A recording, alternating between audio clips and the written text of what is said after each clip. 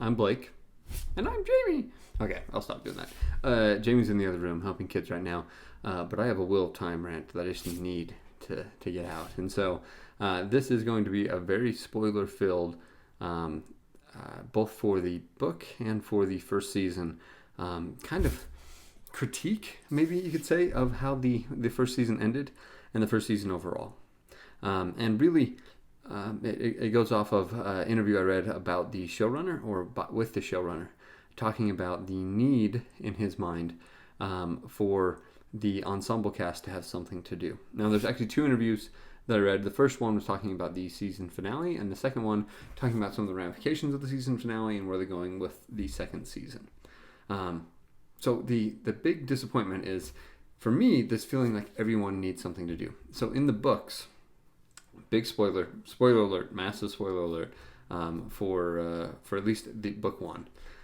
In the books, at the Eye of the World, Rand actually tells the others to turn back. So the two Forsaken come, which is kind of disappointing we didn't get the correct Forsaken, but that's okay. Two Forsaken come, the Green Man and Moiraine kind of fight and take care of one, and Nynaeve and Egwene just get out of there. They run, they leave. All right, and that's fine. Rand then, is the star of the show. He takes on the Dark One, or who he thinks is the Dark One. He gets the horn. He gets the dragon banner. He gets uses the ability to channel, and defeats the army, and has lightning come down from the sky, which they had Egwene and Nynaeve do. And Perrin getting the horn. It's all Rand. And so there's this need that he talked about of metering out these things that Rand did to everybody, so it's more of an ensemble show. My problem with that is it feels very much like the idea that everybody gets a participation medal, right? Like, oh, we're not giving an award to the person that won, everybody participated here. Is in life, there are people that are in starring roles. It's interesting, like no one complains that the bit players in Wheel of Time in the TV series don't get as much attention, right? You have these small cast members. Nobody's upset at that when you get more time for Rosamund Pike or others. But there's this need to share who Rand is with the other people. And I think a real clear example of this is the Five Ta'veren, right? They talk about it. Oh, it could be Five Ta'veren. Any of you could be the dragon. What this does is it kind of cheapens who the dragon is and who Rand is, and it cheapens the story. I think a lot of the things that you get out of Wheel of Time is this idea that I may not be the dragon, right? In my life, I may not be the hero. I may be playing a bit role. I may have a small part to play, but that part is still important, is still necessary, and is still heroic in and of its own right. No one will argue that Mat, Perrin, Egwene, Nynaeve, Moiraine are not heroic and do heroic things, nor that Rand could accomplish what he does without their help. But by giving out kind of what Rand does to everybody else, you really kind of cheapen who Rand is.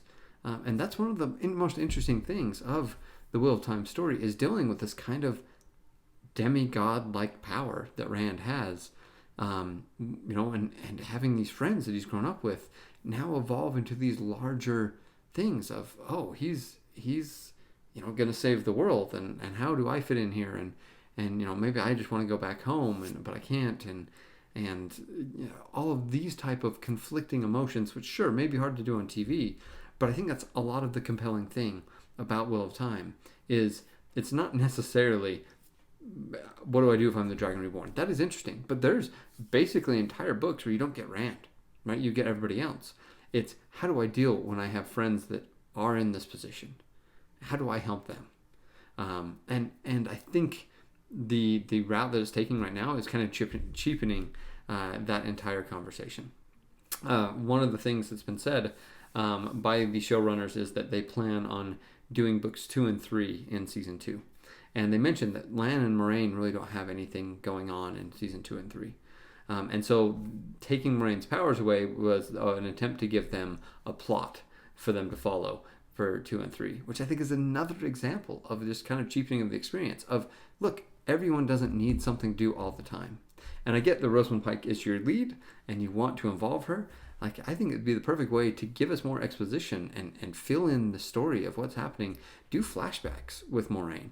Let her tell more of her story, but not in the present day. And you still get plenty of Rosamund Pike, but not necessarily right now in the present story, right? You can, do some of her training at the tower or those type of things where we understand how you learn to channel and deal with those issues. Same with Lan, right? You can have more flashbacks and give us more of them meeting. We've been told we want the new spring content in here. Seems like a perfect time for new spring content in season 2 if you're trying to do 2 and 3, without giving this other plot line, which kind of cheapens the experience. And it's this interesting thing of saying, well, we need to give something for everyone to do, when you've just cut Matt out completely of the equation for the last couple ones. Like, he's just sick and out of the way, and he didn't even get to come. And who knows if he's actually gonna be attached to the horn.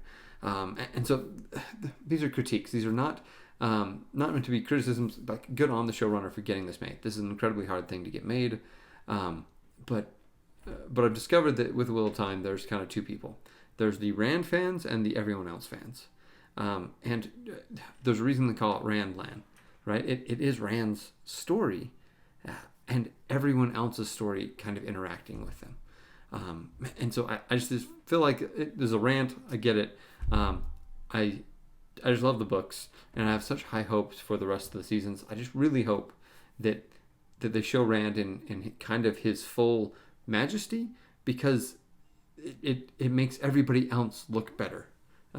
If you meter everything else and make it, kind of all everyone's average, you don't get how amazing Egwene is, Nynaeve is, Matt Perrin, all of these people that are around Rand, because Rand becomes this measuring stick that you're able to compare them to.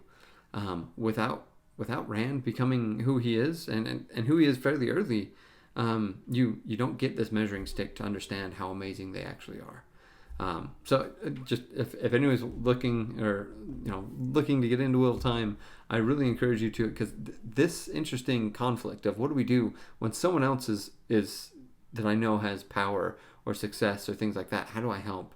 And then also there's that kind of point of view from Rand of, I have all this, but I'm not necessarily mature enough to use it yet. How do I do it? What do I do? Who do I trust, and where do I go?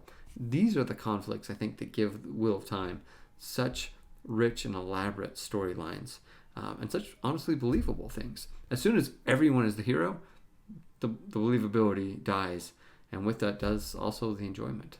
I think a great example of this done well is, and this is going to be the constantly compared thing, but it's Game of Thrones. You have plenty of characters that are effectively bit characters that are really, really good. Davos, the Hound, Brienne of Tarth, right? They don't have massive things to do. They have a few events that are important, and they progress as characters, and we love to see that progression. Sure, they're not Jon Snow, they're not Daenerys, they're not Ned Stark, they're not Cersei, right? You don't have to be able to be a compelling character and a compelling piece of an ensemble. And I think that's the problem, is they're trying to keep this balanced. Life isn't balanced, and as soon as you try and balance it, it feels inauthentic, and you lose people. And I think just the reviews and the ratings of that final episode, I think, are showing it. And as more and more people pick up the books and read because they're excited about it, I think they'll also crave that as well. So if you're listening, Mr. Showrunner, thank you, first of all, for getting it made. And secondly, let Rand be Rand, and let everybody else shine in the light that reflects off of the Dragon Reborn. Obviously, we're missing Jamie. She would have tempered this a little bit. She'll be back on for our next video. But as always, thank you for watching, and like and subscribe if you want more Wheel of Time rants, that is.